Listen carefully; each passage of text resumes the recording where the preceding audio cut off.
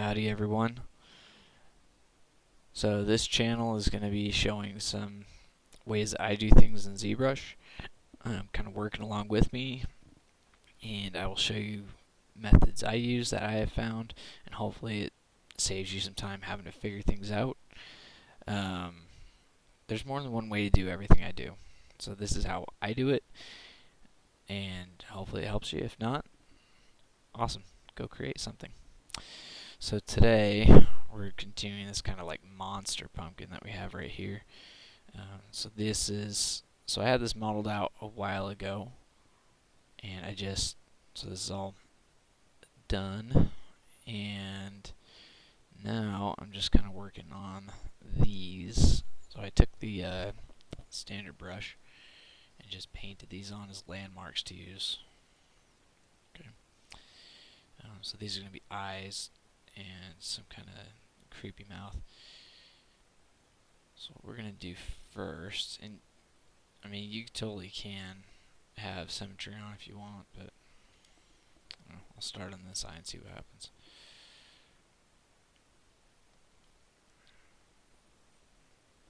See, I don't like where that's landing because of that. On the one hand, it's a good placement, but I'm not crazy about it. So we're going to do that.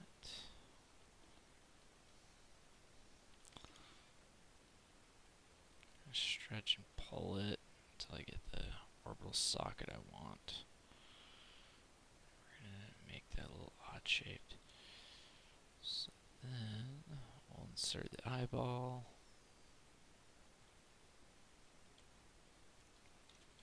Nice. And then if it starts doing that, just turn on local symmetry. But you also want to make sure that you toggle it on and off for what you need, otherwise it's going to cause you problems. Okay, and this is going to be a 3D print model later on, so we're going to make sure that everything is positioned where it can become solid. So we're going to split this so that we can work on this, and then I do like to work with materials on a lot earlier than some people. And that's just kind of my preference, but make sure that I've got this on color and fill object. Okay. And then another thing I'll usually do is if I'm going to have, so this will be digitally done later on, so I will go ahead and start just kind of do a quick paint over of stuff. I mean, you can go as nutty as you want with it, but for me, actually, I don't like that. We're going to go a little more creepy with this thing. Yeah, that's what we want to do. So we're going to do that, and then we're just going to push it a little farther out to a different color, almost give them like burning eyes. Yeah. And then we'll blur that out. So I'm using the hotkey for C of C, so I can pull that up. We want like a vibrant yellow for the middle.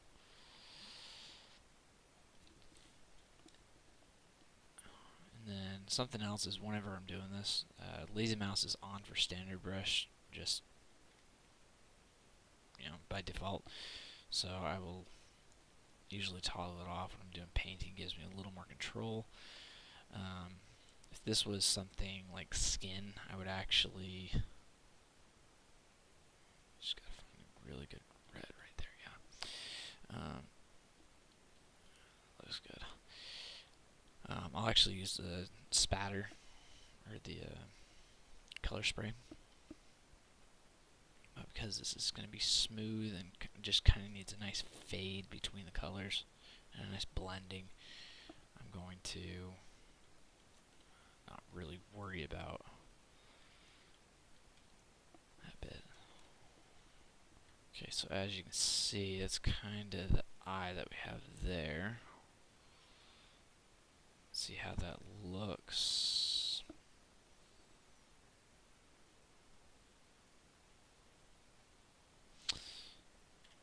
Let's do more.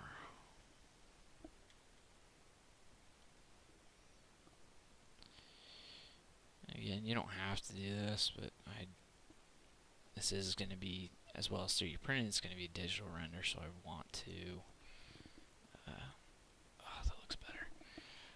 I want to push the colors a lot sooner. I'm going to get rid of the rest of these because they're just not needed right now. Yeah, that looks good. Okay. To mask this out, make it a different group, using the hotkey Control W. You can also go down to polygroups and polygroup it that way. But you know, there's more than one way to do things in ZBrush, like I said. So you kind of find what works for you.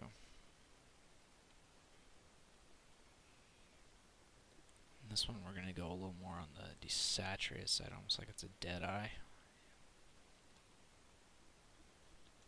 I like that. But we still want to have that kind of red edge to tie it together. And that's something else, is you want things to tie together. And I've found that as far as doing that early on, saves a lot of headache. So, go through and kind of do this.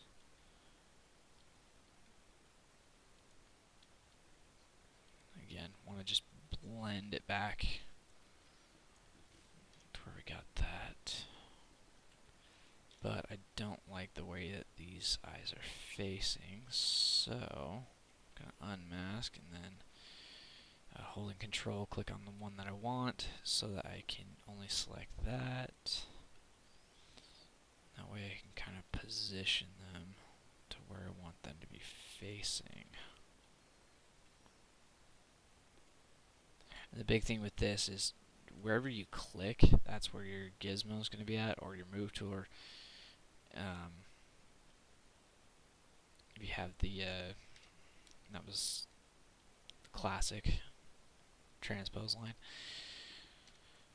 So you want to make sure you position that to where it's going to be your pivot point that you want, because otherwise it's going to position just according to where it is, and sometimes you get really weird results. So yeah, it looks pretty nice.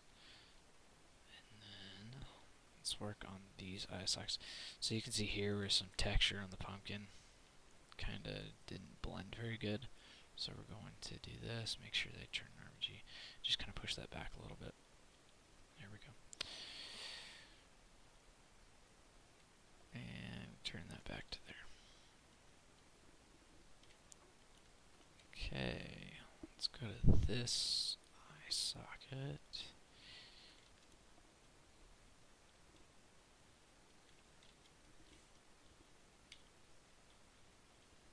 Just that. And again, I like to use, you can use whatever brush you want. I like standard when I'm making eye sockets, at least initially, because it's a lot faster. And let's go ahead and paint over this now that we have that eye socket in there. Good. You know what, we're going to do the same with these ones real fast. And we're going to come through, we're going to make a, so right now they look like they're just marble sunk into the pumpkin, right? So as we go back, we'll do it after this one so I can show you, because this isn't going to be the longest video ever. But I will show you how to do that. So again, I kind of want this eye.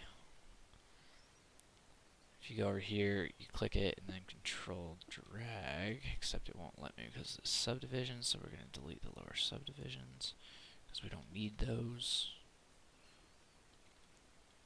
And that's where it comes into your personal taste. If you want those lower subdivisions, you can keep them. If you don't, go ahead and get rid of them. Just kind of move your eye to where you want it. Then again, you just kind of want to make it sit where you want it into your pumpkin. About like that is where I want it. Okay, and then I'm going to go here, and I'm going to kind of push this and pull it a little bit more. There we go. Yeah, that looks better.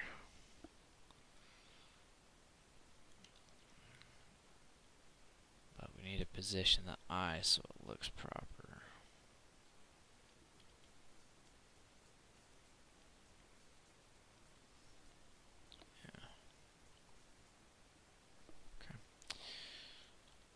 And then if you have reference up, which I always encourage, just like a ton of other artists encourage, check your reference. It's going to save you a lot of headache, alright? So because this eye is positioned out a little bit more, I want to make sure that color's in there. And then push it back just like that. Nice. Okay. So now we're going to go through, and we'll go ahead and start with this one. And we're going to start sculpting into the lid and everything so that it's sitting on the eye.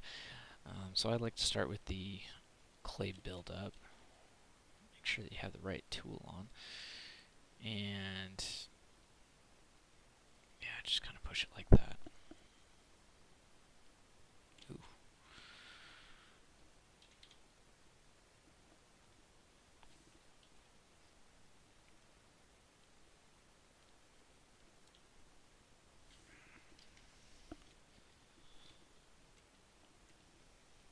So add these little creases that kind of show the movement that adds. And the fun part is you don't even, with this being something fantastic and nothing real, you can add as much elements of real life as you want. I mean, you could go crazy with it, or you can just keep it simple. It's your call. No, I mean, anyone who says otherwise is just judgy.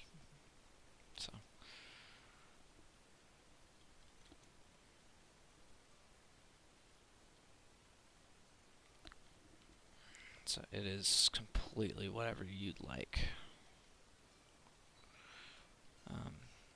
Again, for me, I want it to make sense.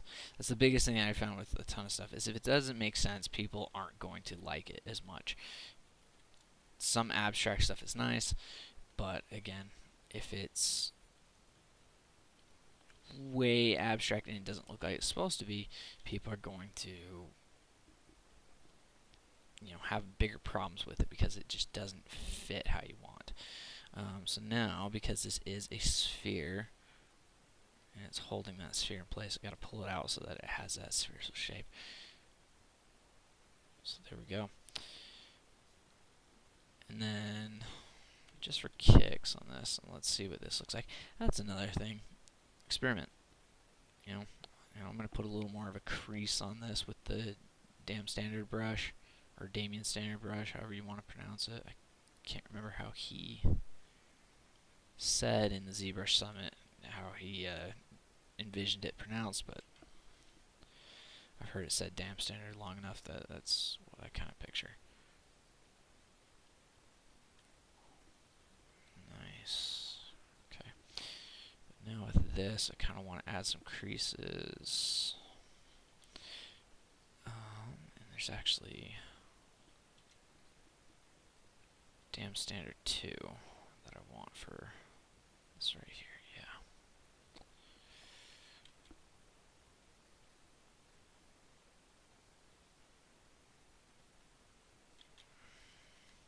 So the Damn Standard 2 is just going to add a little more crease to it. It's going to add a little more crease without going aggressive like the Damn Standard 1 does. So, and we're back. Alright guys, some reason lost some connectivity there, but we are back to it. So what I'm going to do also, and this is something you want to keep in mind depending on what size you're going to make this. So this will be up to a 75 millimeter miniature. So I am going to turn on jitter. Okay. Oh, I want to crank that up to. Usually I go either 0.5 or nothing. Okay, because anything less than it just doesn't really show for minis. Anyway, what this is going to do is create kind of this odd texture with the brush to where it's going to make it look more organic.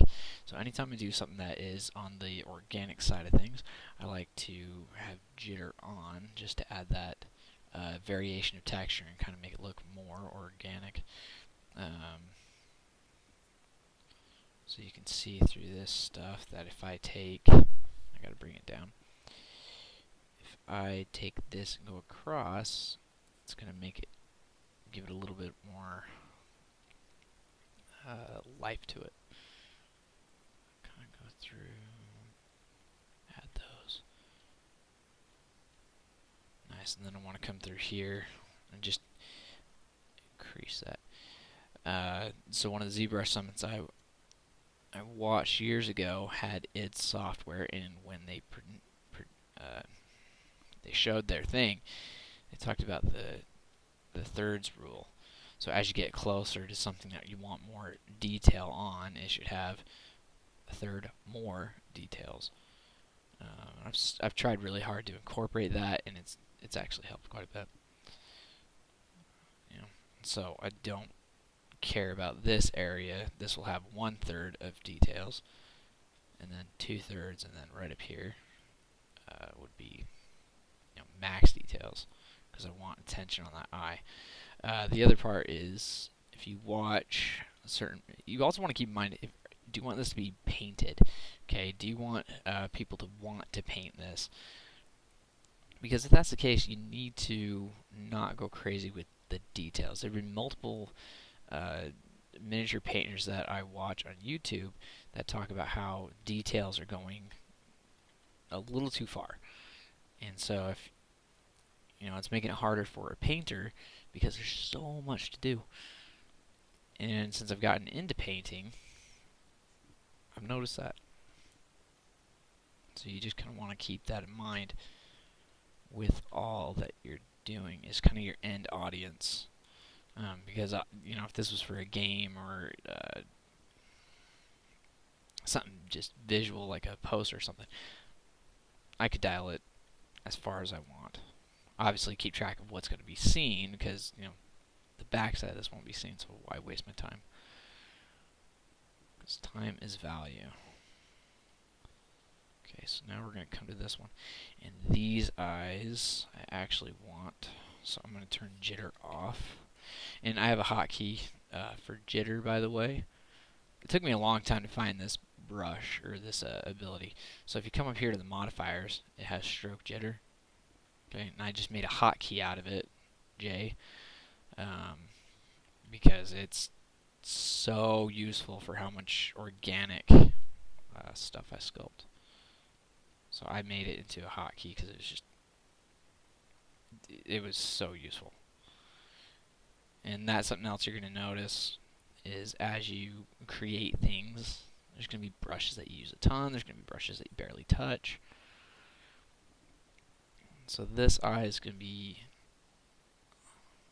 because it's going to be towards the front, we're going to make it look like it's just sitting in there, but I do want it to form around the eyeball.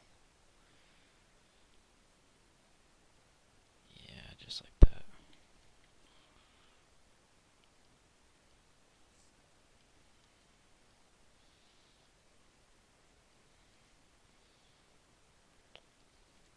Okay, what I want. I like to use the damn standard for edges. And then if I really want something crisp, I'll come through with pinch brush. But there we go. Add some wrinkles where it's going to be, the eye has been creasing. looks good. And the way I did that, for those of you who don't know, was something I learned from watching Michael Pavlovich, is if you use shift off to the side, that makes it into a pivot point, and then you let off shift and you can turn your model. Makes it a lot easier than kind of futzing around with turning it. So, fun trick right there.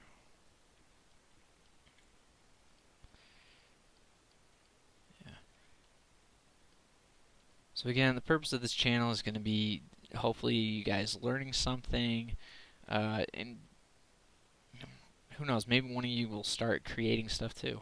That is the big thing, is get out there and create stuff. There's so much out there to create. I'm not going to think of ideas, the same way that someone else will. It's, we're all different. We all have our different inspirations. I prefer realism compared to cartoony. I don't do hyper realism that much. Some artists are amazing with it. So,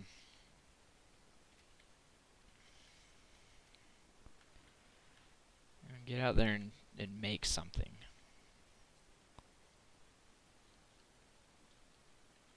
Who knows? You could be the next big inspiration for someone else. So what I'm going to do with this area, instead of using the jitter because it's bigger, I'm going to turn on the spray with clay buildup and kind of come through like that. Yeah. And then just kind of push it back and smooth it. There we go. Yeah, the jitter has its bonuses and stuff that it does well. But there's also stuff that the clay buildup is better for texture-wise. You kind of mess around and find out what works for you. That's one of my favorite things about ZBrush. Is I'm gonna turn the jitter on for this. ZBrush has tons of ways to do things, and you're not stuck with something being the only way to do it. There's how I like to do it. There's tons of different artists that would do it differently. You give artists the same subject matter and let them go nuts with their own signature style and look, and who knows how it's going to turn out. A great example is look at Stan Lee's Spider-Man versus Todd McFarlane's Spider-Man. They're both Spider-Man, but one is one artist's taste and one's another artist's taste.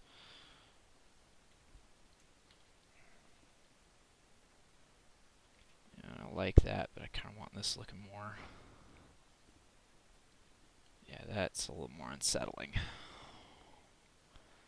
And again, that's what it comes down to, is like what story do I want this to say? So this I want a little more unsettling, and that's what we're gonna do. Kind of want to smooth that right there. Nice. And don't ever be afraid to push and pull something with the move and other brushes. So yeah. So we're gonna end this video right there, showing you just some different views on this pumpkin, how I created the textures on it, and yeah. So get out there, guys, create something, and I'll see you on the next video.